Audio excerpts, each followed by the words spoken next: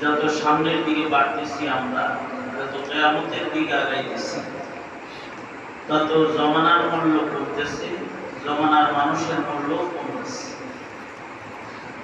আর যত নবীর যুগের দিকে যাব, জমানা ভালো পাবো, জমিনের মানুষ ভালো পাবো, জমিনের হালত ভালো পাবো।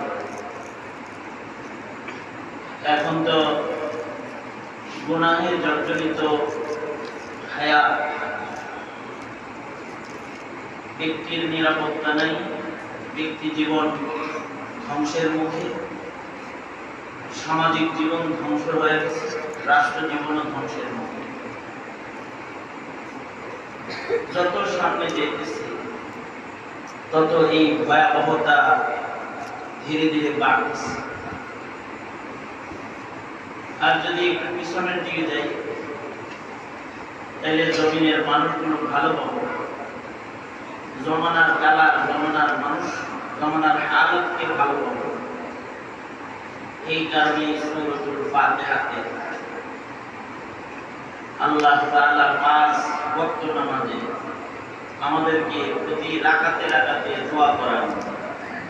প্রতি রাকাতে রাকাতে আমরা দোয়া করি, ইহদিনাস সিরাতাল মুস্তাকিম, ইহদিনাস সিরাতাল মুস্তাকিম, সিরাতাল লাযীনা আন'আমতা আলাইহিম গায়রিল মাগদুবি আলাইহিম ওয়ালাদ-দাল্লিন।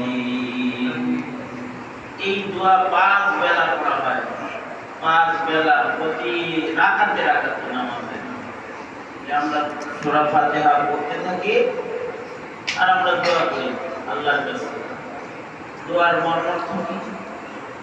দোয়ার মর্মার্থ হইল, আল্লাহ আপনি আমাকে সিরাতুল মুস্তাকিম দান করেন, অর্থাৎ আপনার পছন্দনীয় মানুষ যারা আপনার পথে চলে, আপনাকে খুশি করে আপনার কাছ থেকে পুরস্কার পেয়েছে, আল্লাহ আপনি আমাদেরকে ওই মানুষগুলার মতন পরিচালিত করেন।